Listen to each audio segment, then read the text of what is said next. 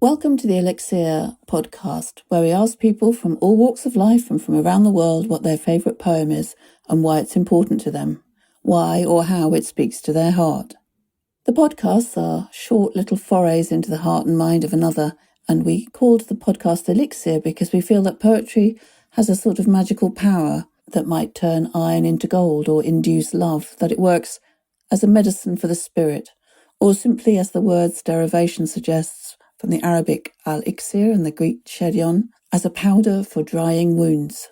You can find links to the poems on the podcast listing and on my website, helenwing.com.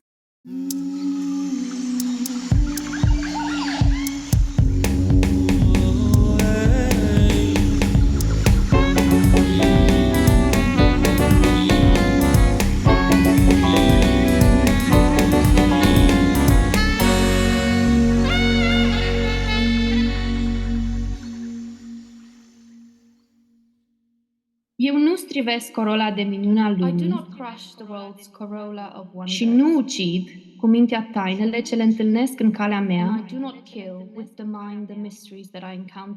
în flori, ochi, pe buze, ori morminte, or graves. Welcome again to the Elixir podcast, where we ask people if they have a poem that means something to them and why it means so much to them. And today we're talking to Andreea, who is from Romania, and she is going to introduce a Romanian poem to us and talk to us about it. She's going to read it in English and talk to us in English, of course. And just so you know, this is Andrea's fifth language. It's quite incredible. So, hello, Andreea. Hi, Helen. Hi. Thank you so much for having me on the podcast. I'm really excited. Good. So what's the poem you're going to read to us today? So today I'll be reading I Do Not Crush the World's Corolla of Wonders. Eu nu strivesc corolla de minunea lumii.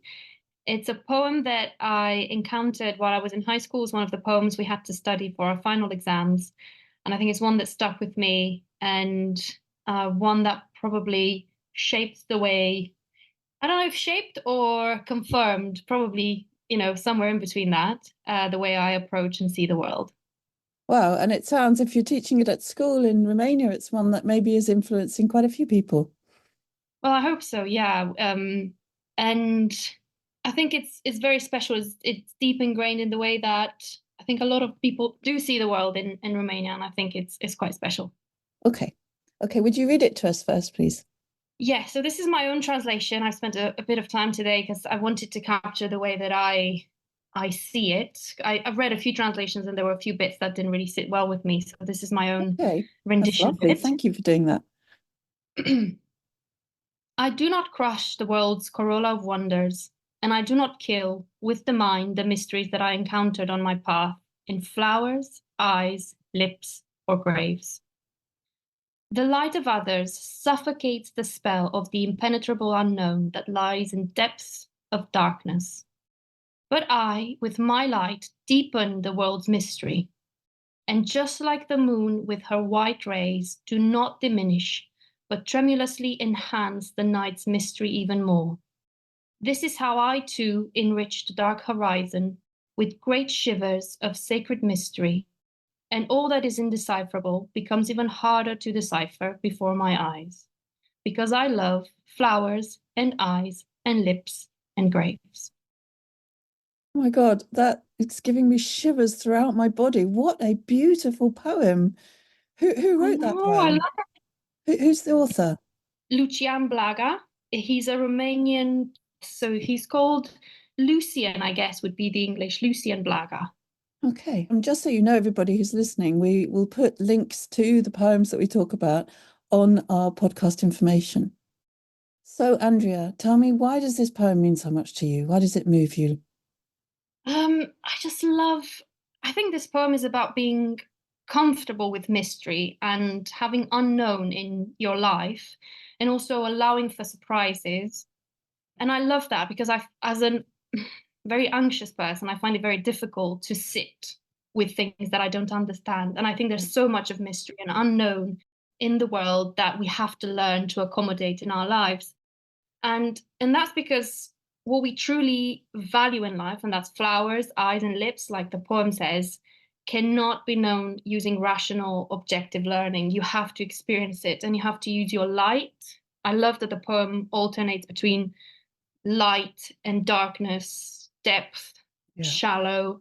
So I love that dichotomy, and I understand that you have to use your light. So I see that as your kindness and your love to know and therefore enrich the world.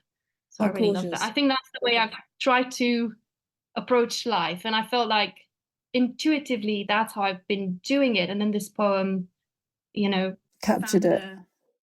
Yeah, exactly. And I guess it's a reminder for you whenever you're feeling lonely, that everyone else is also struggling between the light and the dark and that connectivity. So it's great. It reads like a wonderful talisman for you to guide you through life. Yeah. That's really beautiful. Can I ask you now to read it again so that we can all listen to it, having listened to what it means to you? Yes. I do not crush the world's corolla of wonders, and I do not kill with the mind the mysteries that I encountered on my path in flowers, eyes, lips, or graves.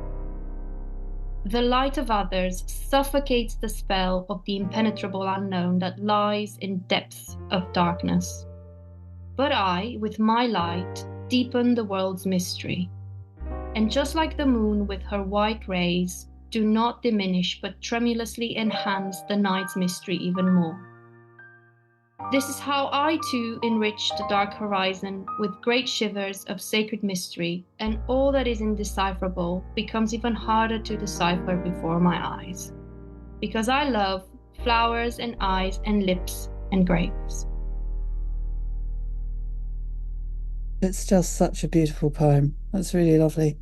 And I know you a little bit, so I also know that because you're a linguist and because you often work with what other people consider to be dead languages, you are bringing things to the light. And you're not scared, despite everything you say about needing to have that encouragement. You're just not scared of dealing with darkness and bringing it out into the light. So it really fits your character, I think, Andreea. It's wonderful. Thank you.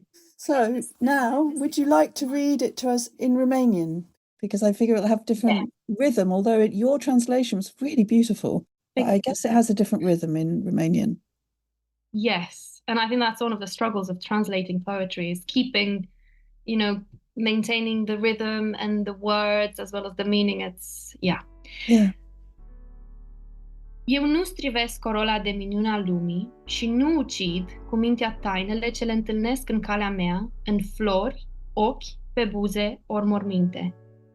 Lumina altora sugrumă vraja nepătrunsului ascuns în adâncimi de întuneric, dar eu cu lumina mea sporesc a lumii taină și întocmai cum cu razele ei albe luna, nu micșorează, ci tremurătoare mărește și mai tare taina nopții, așa îmbogățesc și eu întunecata zare cu largi fiori de sfânt mister și tot ce-i neînțeles se schimbă în înțelesuri și mai mari sub ochii mei, căci eu iubesc și flori, și ochi, și buze, și morminte.